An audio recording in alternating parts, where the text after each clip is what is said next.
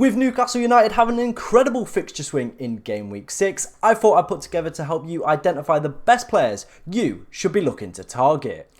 On screen right now is the 5 players that I would potentially be looking to buy. Yes, there are a few that I have potentially missed out, Isak being the big one here, but we will come on to talk a little bit more about him later in the video. First of all, why are we targeting these Newcastle players? Well, they have an incredible fixture swing, like I said, coming up at the top of the video. I will flash the fixtures up on screen now so you can see them and look at that run. The next 5 fixtures are absolutely incredible for this strong Champions League side last season. Looking at it, Sheffield United, Burnley, West Ham, Crystal Palace and Wolves as the next 5. Then it's Arsenal, then it's Bournemouth after that. But that next 5 is a super strong bracket. So there's definitely scope to kind of be looking to get 1 at least, maybe 2 if we can find kind of the right combination. Obviously there are other assets and kind of other factors that do come into play when we're talking about Newcastle. Champions League football, squad depth as well is a big one that we will come on to talk about, but I feel that's enough foreplay. Let's get into the players. Starting off, Kieran Trippier, a very popular asset in this year's game as kind of off the back of last season's amazing performance. 30.4% owned, 6.5 million. I think this season he's not quite living up to the same hype that he had last year. 0.72 expected goal involvement is quite low for Kieran Trippier and what we've kind of been expecting, especially when you see Botman next to him with higher and a much lower price and more points.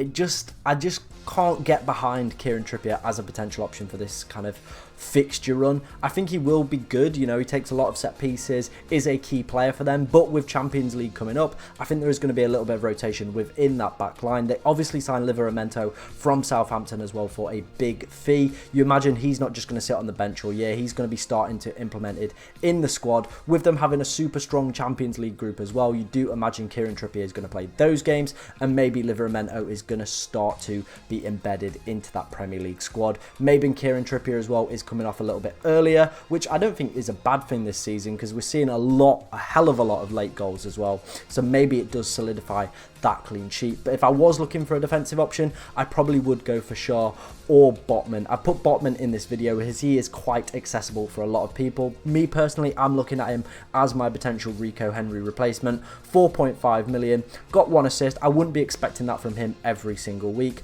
Obviously Newcastle keeping a clean sheet as well this week against Brentford. It's what we want to see. Obviously, he is one of their kind of strong players, has recovered from an injury, 4.5 million. I think he makes the most sense out of potentially all of the defenders for that bargain bottom price. I feel he's fairly nailed as well in the side. We are going to have to kind of see how Champions League rotation goes, but looking at those fixtures, you would expect Newcastle to probably keep at least 3 clean sheets out of that 5, so you would hope Botman or, you know, potentially Trippier or Pope or one of these other options that you might go in for the defence could potentially be that. The reason I've not included Shaw is I just think Botman is that better for going for one of the centre-backs, and the reason I've not included Nick Pope is I just feel he's a little bit too pricey this year to warrant having in my team. Newcastle's defence as well haven't looked the greatest over the couple game weeks, so I think I would just rather go for Botman, one of the cheap 4.5s. But, you know, Nick Pope is an option. He was someone that I was potentially considering as a goalkeeper replacement, as I have Johnson and Turner, so still could happen in my team, but I just think I'm going to go for Botman for Henry. That just makes more sense. Looking a little bit further up the pitch, we do have the goal scorer from this week. It is Callum Wilson. 3 goals for the season so far for him. Good XG involved as well. A super differential as well at 5.1%. Obviously, that price point is a little bit sticky, but maybe if you want a potential Watkins replacement while their fixtures aren't amazing, then maybe Callum Wilson could be one of them. Obviously, Isak didn't feature in today's game. He as well is a very good forward option. I know quite a few people bought him in ahead of this fixture run. He was one that a lot of people were looking to target as well. We've seen over the opening couple game weeks, he's only managed around 60-70 minutes in those first couple game weeks, and with European football starting now, I think he's going to be the one that plays on the Tuesdays and Wilson on the Saturdays. I could potentially be wrong on that, but that is kind of how Eddie Howe's pattern worked last season. One would play midweek, one would play on the weekend when they did play with 1 up front. Obviously towards the back end of the season, they did play with 2 forwards, so we might see that return and Isak might become an option option again. I don't think I'm personally going to go for Callum Wilson. I think I'm happy with my forward line at the moment. I've got Haaland, I have Morris, and I have Nicholas Jackson, but that also could be a nice out for next week if Jackson blanks again and is a little bit of a donkey. I've got money in the bank, so maybe as a Jackson replacement, if he blanks against Chelsea tomorrow, that could be potentially something you could look at doing. Moving to Callum Wilson, taking advantage of that Sheffield United fixture. We've seen how profitable that fixture can be. I think they are due a battering off someone. Yes, I know they've had like kind of strong performances against like, you know, Spurs today, but even the XG they were creating against them was ridiculous. City absolutely battered them with XG as well, so they've had some very flattering scorelines. I do think they are due a battering, and maybe Newcastle could be that team that gives it them, and maybe Callum Wilson is an option that I do look at in game week 6 for a Jackson potential replacement. Moving on to our final 2 players, and now these are the mids.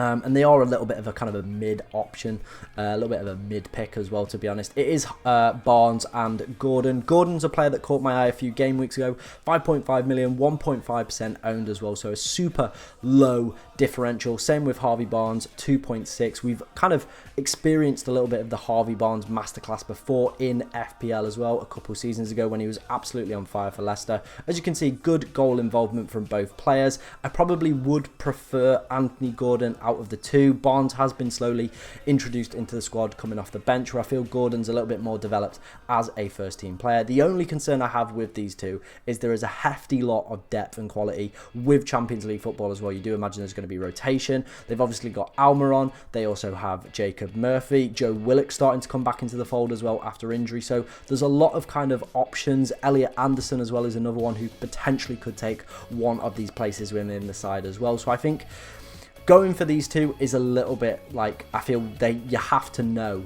for 100% certain that they're going to start every single week, and I can't guarantee that. I think there are so many better other kind of midfielders with good fixtures at that price point that I think are going to play 90 minutes on penalties, so why would I bother going for a Barnes or a Gordon? Maybe could be a replacement for Matoma. Obviously they've got Bournemouth away next week, then Europa League starting for them, so there is going to be a little bit of rotation within their squad. Ansu Fati as well made his debut today. He does play on that left hand side as well, so there is going to be a little bit of rotation within the Brighton side, so maybe you do look at Barnes or Gordon, take advantage of their good fixtures, hop off the poor Brighton fixtures, but they are a very good team, so it wouldn't surprise me to see them pick up good points and their players pick up good points over those poor periods. But I'm always a player that likes to target the good fixtures. In terms of kind of ranking these picks, I'd probably say Botman is my number 1.